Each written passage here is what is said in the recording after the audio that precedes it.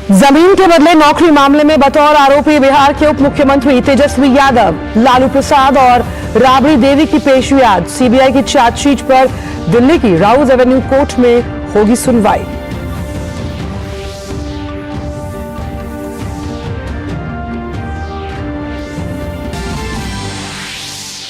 भारतीय वायुसेना के पास अब होगा तेजस का नया संस्करण। आज बेंगलुरु में एचएएल कंपनी वायुसेना को सौंपेगी तेजस का ट्रेनर वर्जन। रक्षा राज्य मंत्री और एयर चीफ मार्शल रहेंगे मौजूद।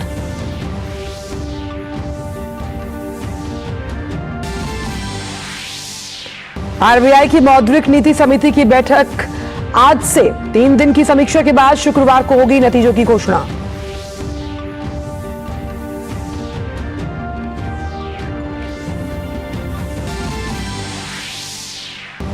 अमेरिकी संसद के इतिहास में पहली बार स्पीकर का पद खाली करने का प्रस्ताव पारित।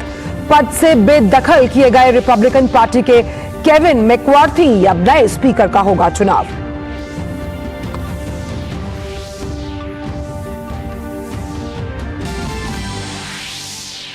इटली के वेनिस में एक बस हादसे में 21 लोगों की मौत, 40 घायल। इटली की प्रधानमंत्री जॉर्जिया मेलोनी ने जताया दुख, घटना की जांच के लिए दिए आदेश।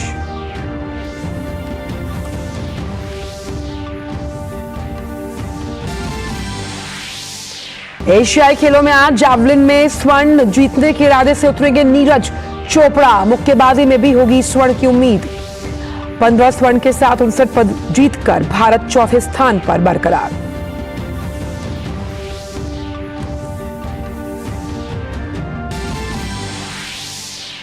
और अगले 3 दिन बिहार, झारखंड, पश्चिम बंगाल, सिक्किम और उत्तरी ओडिशा में तेज से बहुत तेज बारिश होने का अनुमान।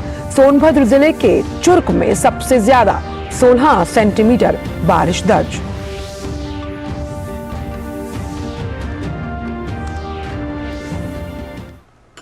नमस्कार, आप देख रहे हैं डीडी न्यूज। मैं हूं आंचल गुलाटी गुंबर। जानते हैं इन सभी खबरों को विस्तार के साथ। जमीन के बदले नौकरी मामले में बिहार के उप मुख्यमंत्री तेजस्वी यादव, लालू प्रसाद यादव और राबड़ी देवी को आज राउज एवेन्यू कोर्ट में आरोपी के तौर पर पेश होना है। पिछली सुनवाई में सीबीआई की दूसरी चार्जशीट पर संज्ञान लेते हुए कोर्ट ने बिहार के डिप्टी सीएम तेजस्वी यादव, लालू यादव, राबड़ी यादव समेत 17 आरोपियों को समन जारी किया था। 3 जुलाई को दाखिल इस चार्जशीट में सीबीआई ने लालू यादव, तेजस्वी यादव, राबड़ी समेत 17 लोगों को आरोपी बनाया था। जमीन के बदले नौकरी देने का कथित घोटाला यूपीए सरकार के कार्यकाल से जुड़ा है। उस समय लालू यादव रेल मंत्री थे। आरोप है कि उस समय रेलवे में कई लोगों को फर्जी तरीके से नौकरी दी गई और उसके बदले में लालू परिवार के जो सदस्य हैं उनके नाम पर जमीनें लिखवाई गई थीं। सीबीआई इस केस के आपराधिक पहलू की भी जांच कर रही है, जबकि ईडी इसके वित्तीय और मनी लॉन्ड्रिंग के पहलू को देख रही है। दोनों ही एजेंसियां बीते 1 साल में लालू परिवार के उन करीबियों के ठिकानों पर भी छापेमारी कर चुकी है।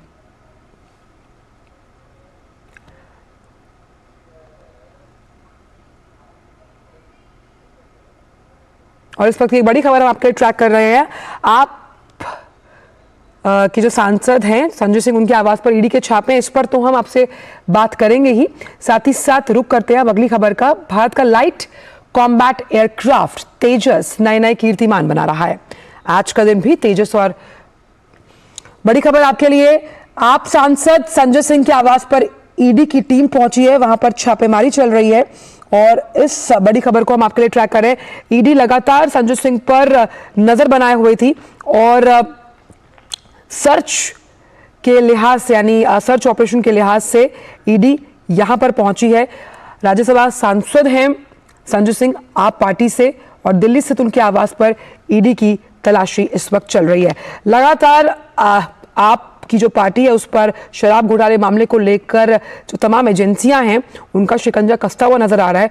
और अब ये जो नई खबर सामने आई वो ये है कि राज्यसभा सांसद संजय सिंह के घर ईडी की टीम पहुंची है और यहाँ पर उनकी तलाशी, यानी कि जो दिल्ली स्थित उनका आवास है वहाँ पर ईडी जो है वो तलाशी कर रही है। इस खबर को हम आपके लिए ट्रैक कर रहे हैं। लगातार आप पर जो मुश्किलें हैं, चाहे हम बात करें वो शराब घोटाले मामले की बात हो, जो दिल्ली के स्कूल्स हैं, जो सरकारी स्कूल्स हैं वहाँ टॉयलेट्स बनाने की अगर बात की जाए, कई ऐसे फर्जीवाड़े हैं जो सामने आए हैं और अब आपके जो सांसद हैं संजय सिंह, उन पर मुश्किलों के बादल मंडराते हुए उनके आवास पर ईडी की टीम पहुंची है और यहाँ पर तलाशी की जा रही है।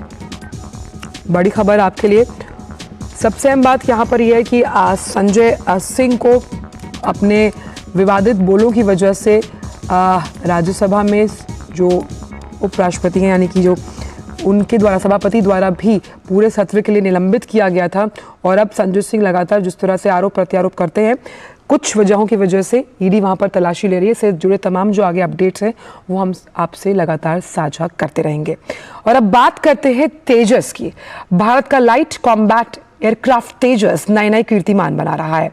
आज का दिन भी तेजस और भारतीय वायुसेना के लिए बेहद महत्वपूर्ण साबित होने वाला है। आज हमारी वायुसेना को तेजस का नया संस्करण मिलने जा रहा है, जो एक ट्रेनर वर्जन होगा। बेंगलुरु में इस कार्यक्रम को रखा गया है और इसकी निर्माता कंपनी हिंदुस्तान एरोनॉटिक्स लिमिटेड वायुसेना को सौंपेगी। तेजस का नया रूप ट्विन सीटर ट्रेनर वर्जन है। आज के कार्यक्रम में बेंगलुरु में रक्षा राज्य मंत्री, भारतीय वायुसेना प्रमुख एयर चीफ मार्शल विवेक राम चौधरी, HAL अध्यक्ष CB अनंत कृष्णन मौजूद रहेंगे।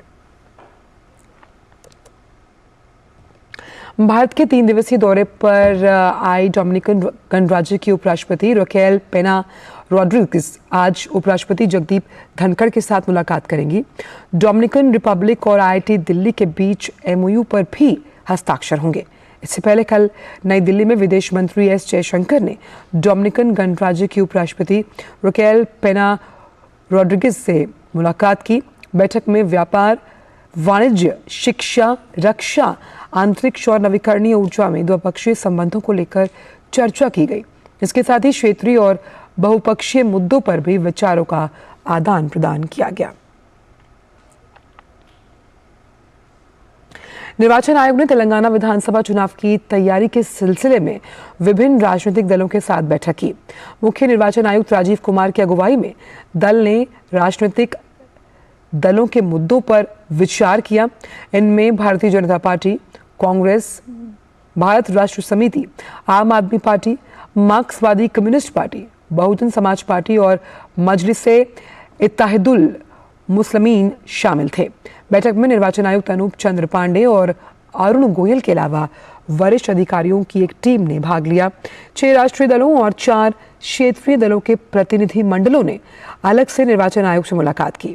आयोग आज वरिष्ठ प्रशासनिक और पुलिस अधिकारियों के साथ मुलाकात करेगा। मध्य प्रदेश के सतना जिले में कल देर रात बड़ा हादसा हुआ। यहाँ एक 3 मंजिला इमारत गिरने से कई लोग मलबे में दब गए, जिन्हें निकालने के लिए रेस्क्यू ऑपरेशन चलाया जा रहा है। एहतियात के तौर पर बिजली की सप्लाई बंद कर दी गई और मलबा निकालने के लिए रेस्क्यू ऑपरेशन चलाया गया है।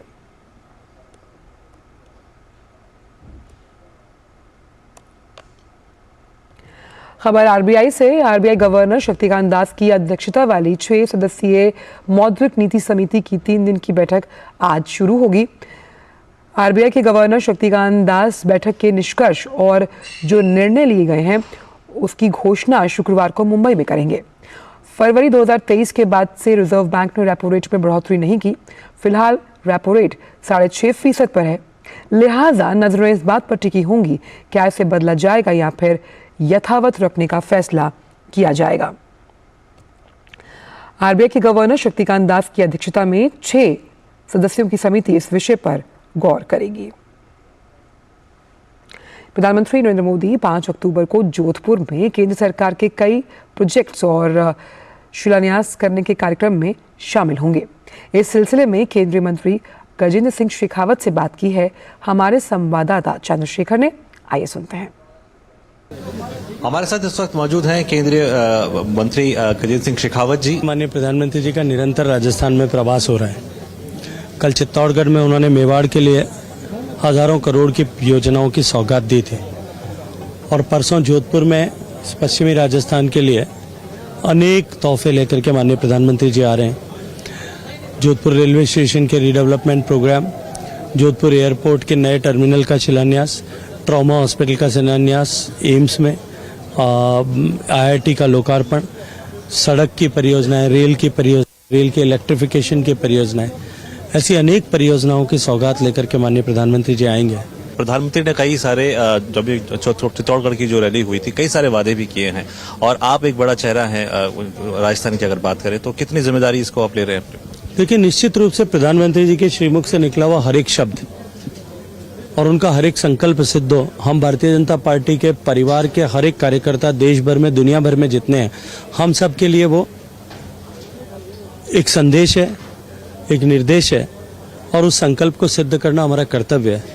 माननीय प्रधानमंत्री जी का ये संकल्प कि हम राजस्थान को करप्शन से फ्री करेंगे, राजस्थान को परिवारवाद की राजनीति से फ्री करेंगे, राजस्थान को तुष्टीकरण से मुक्त करेंगे, राजस्थान को हम विकसित प्रदेश बनाने की दिशा में ले जाते हुए माननीय प्रधानमंत्री जी के सपनों का भारत बनाने का, जो विकसित भारत बनाने का संकल्प है, उसमें राजस्थान अंतिम डब्बा होने के बजाय उसका ग्रोथ इंजन बने, ऐसा राजस्थान बनाने का संकल्प लेकर के हम सब काम कर रहे हैं। तो ये थे केंद्रीय मंत्री गजेंद्र सिंह शेखावत। उन्होंने कहा कि इस प्रकार से राजनीतिक वक्त की बातें हो रही हैं, लेकिन जिस प्रकार से प्रधानमंत्री नरेंद्र मोदी का दौरा जोधपुर में होने वाला, ये अपने आप में अहम होने वाला और कई सारी चीजें जो हैं वो यहाँ पर घोषणा होने वाली है, जिसको विकास की एक जो रफ्तार है केंद्र सरकार की तरफ से वो जोधपुर में देखने को मिलेगी। कैमरामैन उत्तम सिंह के साथ चंद्रशेखर, टीडी न्यूज, जोधपुर। फिलहाल वक्त एक छोटे से ब्रेक का है। अर्जुन, एग्जाम्स में you made us really proud. अब आगे क्या सोचा है? पापा, मैंने IIT जाना है और इंजीनियर बनना है। थिंक IIT, थिंक विद्या मंदिर। मैं क्या जी, सब जानते हैं, जहां दिखे मारियो, अपना समझ के खा लियो।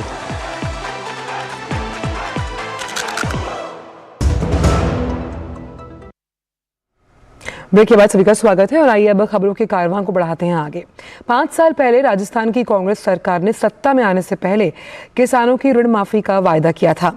अब राजस्थान में फिर से चुनाव आने वाले हैं और अब तक गहलोत सरकार ने किसानों की ऋण माफी पर कुछ भी नहीं किया। ऐसे में केंद्र सरकार की ओर से दी जा रही प्रधानमंत्री किसान सम्मान निधि छोटे और सीमांत किसानों के लिए मददगार साबित हो रही है, खास तौर से राजस्थान जैसे राज्य जहां पानी की कमी किसानों के लिए बड़ा संकट है। ऐसे राज्य के किसानों को 6,000 रुपयों की वार्षिक सहायता छोटे अन्नदाताओं का आर्थिक सशक्तिकरण कर रही है। केंद्र सरकार की योजनाएं कैसे छोटे किसानों को आर्थिक मजबूती दे रही हैं, राजस्थान के ग्रामीण इलाकों से जानने की कोशिश की है हमारे सहयोगी पराक्रम सिंह शेखावत ने। आइए देखते हैं।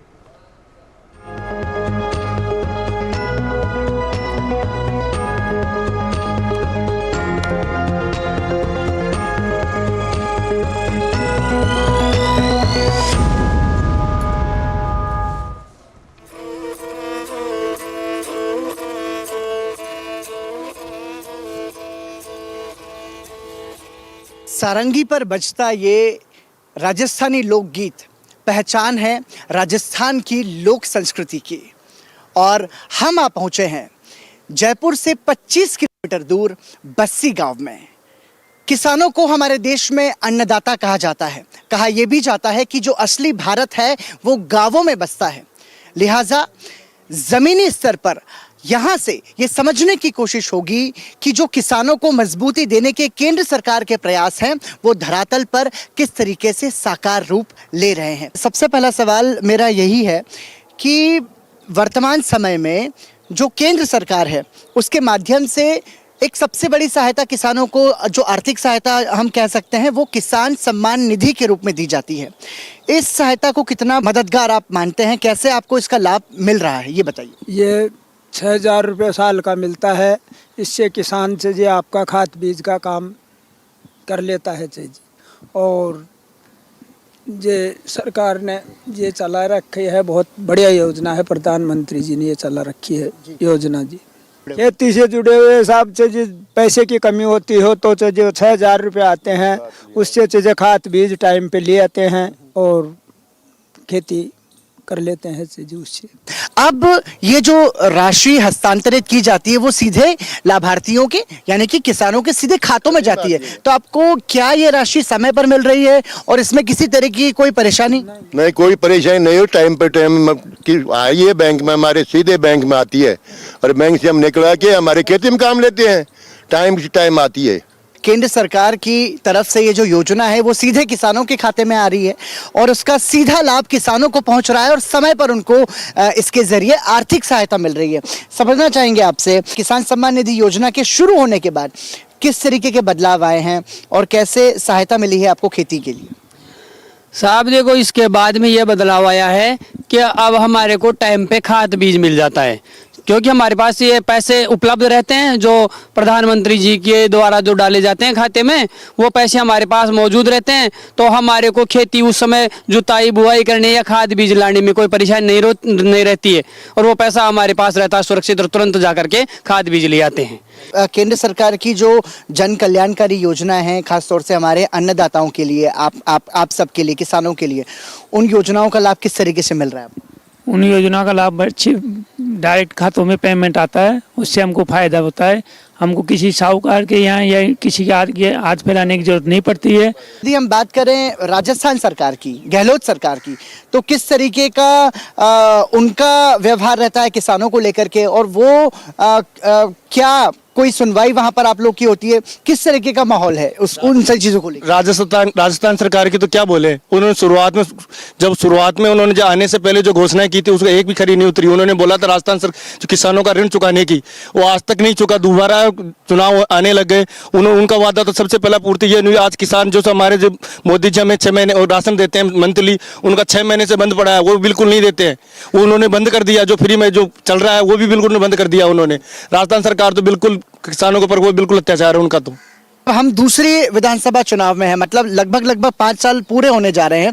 क्या सरकार, कांग्रेस सरकार की तरफ से या राजस्थान सरकार की तरफ से कर्ज माफी को लेकर के जो वादे, जो घोषणा की गई थी वो हुई है क्या? नहीं हुई है, बिल्कुल नहीं हुई है, कुछ भी नहीं हुआ। जैसे वादा कराया था वो वादा बिल्कुल फैल है चीज। उसमें चाहिए केसीसी उठाई है तो केसीसी ब्याज से जमा करानी पड़ती है। पानी नहीं है तो फिर खेती में परेशानी होती है। ऐसे में किस तरीके का सुधार, बदलाव चाहते हैं आप लोग? हम ये बदलाव चाहते हैं सर कि जैसे ये चंबल नदी है या और जो हमारी इधर से निकल रही है नदियाँ, उनको डिवाइडेड करके और जो बंदे हैं, बांध है, छोटी तलाइयाँ हैं, उनको भरा जाए, जिससे हमारे यहाँ पानी की थोड़ी व्यवस्था सही हो जाएगी। और पानी के जब ये तालाब, तलाई वगैरह, बांध जो भरेंगे तो इससे किसानों के यहाँ, हमारे यहाँ पानी का लेवल भी बढ़ता है और किसानों की पैदावार में इजाफा होता है, बढ़त होती है, जिससे कि किसानों की आर्थिक स्थिति में सुधार होगा। हमारे देश के अन्नदाता को मजबूती देने के लिए बहुत जरूरी है कि सामूहिक रूप से प्रयास किए जाएं। उसमें राज्य सरकार की भूमिका भी बहुत ज्यादा महत्वपूर्ण है। फिर से विधानसभा चुनाव में राजस्थान बढ़ रहा है आगे, लेकिन इन सब के बीच अब देखना यह होगा कि जो वादे किए जाते हैं, जो दावे किए जाते हैं, वो धरातल पर कितने साकार होते हैं। कैमरा पर्सन संजय जैना के साथ पराक्रम सिंह शेखावत, बस्सी, राजस्थान, डीडी न्यूज। और एक बार फिर आपको लिए चलते बड़ी खबर की ओर, जहां हम आपको बता रहे थे कि आप सांसद संजय सिंह के आवास पर ईडी की टीम पहुंची है, वहां पर तलाशी ली जा रही है। इसी पर बात करने के लिए हमारे साथ मौजूद है हमारे संवाददाता नीरज सिंह। नीरज, बड़ी खबर यह है कि यहां संजय सिंह के घर ईडी की टीम पहुंची है और सबसे अहम यहां पर यह है कि आबकारी नीति केस में भी चार्जशीट में आप सांसद संजय सिंह का नाम है। क्या यही मुख्य वजह है? बिल्कुल यही वजह है। और इससे पहले भी अगर आप देखें कि संजय सिंह के जो करीबी हैं उनके ऊपर भी ईडी की रेड हुई थी और जहां से कई सारे जो तथ्य हैं वो ईडी ने बरामद किए थे और उन्हीं तथ्यों के आधार पर अब ईडी ने एक तरह से कह सकते हैं कि नई ये रेड की है। संजय सिंह के घर पर पहुंची है ईडी और कई सारे सवाल हैं जिनका जवाब संजय सिंह से चाहिए, क्योंकि जिस तरह से इस आबकारी नीति को लागू किया गया था उसमें संजय सिंह की भी एक बड़ी भूमिका थी, क्योंकि दिल्ली के कई सारे कारोबारी ऐसे थे जो संजय सिंह से जिन्होंने मुलाकात करी और संजय सिंह ने उनकी मुलाकात मनीष सिसोदिया से करवाई थी। यहाँ तक कि साउथ की जो लॉबी है उसको दिल्ली सरकार के नजदीक लाने में संजय सिंह की एक बड़ी भूमिका थी और उस साउथ लॉबी से 100 करोड़ की के करीब जो रकम है वो आम आदमी पार्टी को मिली थी और जिसका प्रयोग है आपको भी पता है कि किस तरह से पंजाब और गोवा के इलेक्शन में किया गया। एक मीडिया कंपनी, उसका भी नाम आया था, उस हवाला के थ्रू उस पैसे को पहुंचाया गया था।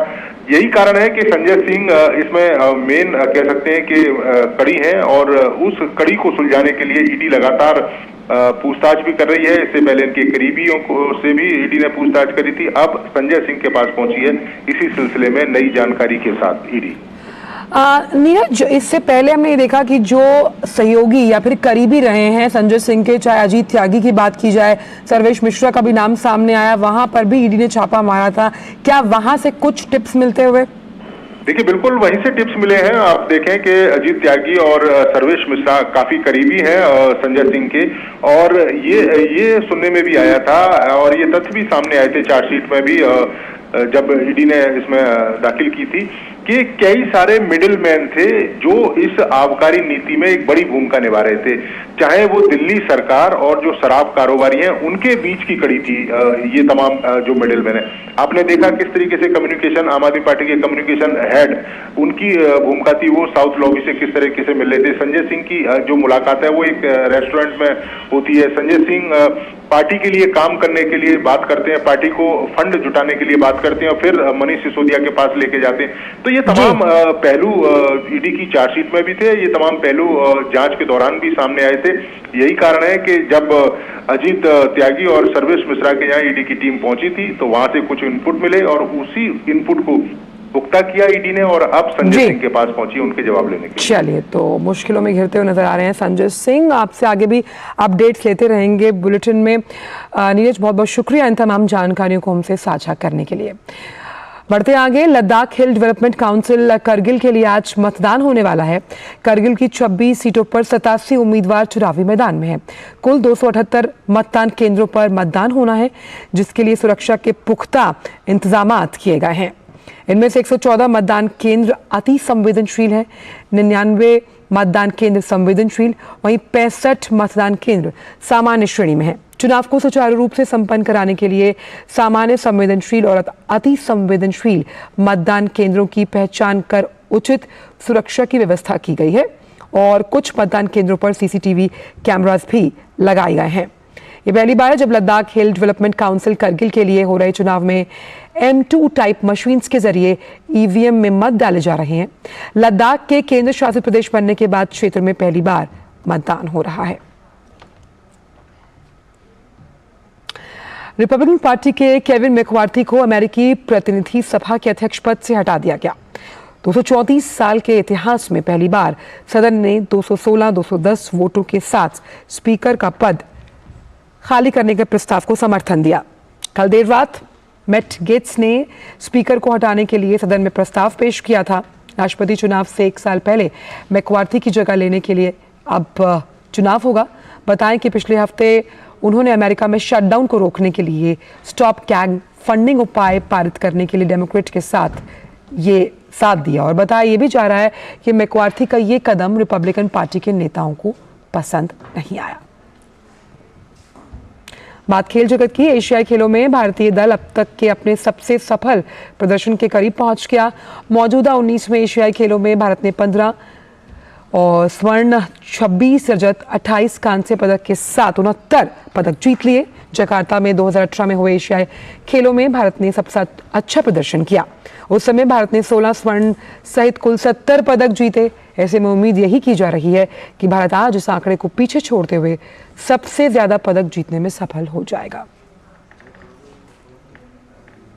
और फिलहाल समाचारों में इतना ही। आगे आप देख सकते हैं हमारा खास शो नया सवेरा। फिलहाल दीजिए इजाजत। नमस्कार।